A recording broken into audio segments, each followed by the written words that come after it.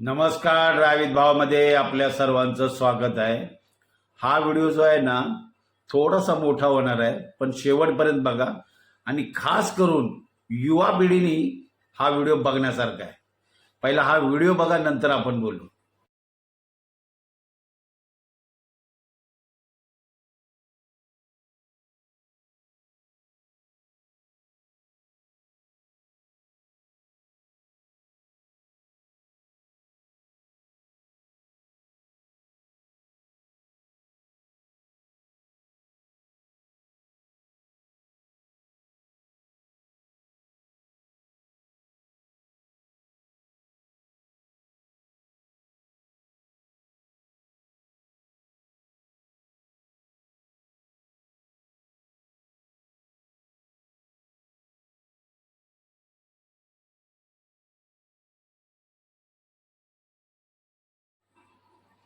हा व्हिडिओ जो आहे ना युवा पिढीने मी का सांगितलं, प्रत्येकाच्या हातामध्ये मोबाईल आलाय. अँड्रॉइड मोबाईल प्रत्येकाच्या हातात आहे. तर काय लोकांना हे फक्त रील्स बघतात, जे दिवसाचे जे अपडेट असतात, न्यूज असतात, ते सुद्धा बघणं गरजेचं आहे. पण काही जे युवा पिढी आहेत ना ते लक्षच देत नाही. म्हणजे मी का असं बोलतो, कित्येक अपघात ना युवा पिढीचे झालेत. उत्तराखंड असू द्या, देहरादून असू द्या, भरधाव गाडी त्यांनी रात्रीची पळवली. सगळे त्यात युवा पिढी असतात, कॉलेजचे विद्यार्थी असतात, घरापासून लांब गेलेले असतात शिक्षणासाठी, आणि संध्याकाळी कुठेतरी सेलिब्रेशन करायला जातात आणि गाडी भरधाव पळवतात. अक्षरशः 5 ते 6 जणांचा बळी गेलेला आहे त्याच्यात. हे मोबाईलवर अपडेट असतं, तरी सुद्धा लोक सुधरत नाहीत. आता हाच व्हिडिओ तुम्ही बघितला असेल, हा उदयपूरचा आहे. एका कारमध्ये 6 मुलं बसलेले आहेत. 6ही मुलं 20 वर्षाच्या आतील आहेत. ती गाडी भाड्याने घेतलेली आहे. एकाचं वाढदिवस सेलिब्रेशन करून आले.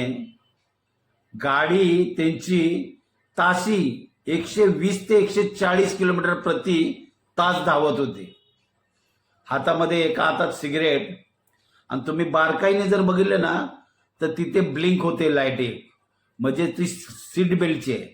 याचा अर्थ सीट बेल्ट सुद्धा घातलेला नाही.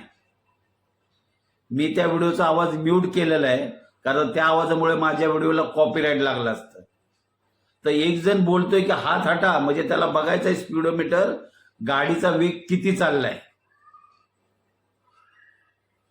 आणि ह्यांच्या अशा गाडी पळवण्यामुळे, म्हणजे इतकी भरधाव पळवली की पुढे एक गाडी यू टर्न मारत होती का राईट टर्न मारत होती, आणि यांचं गाडीचं संतुलन बिघडलं.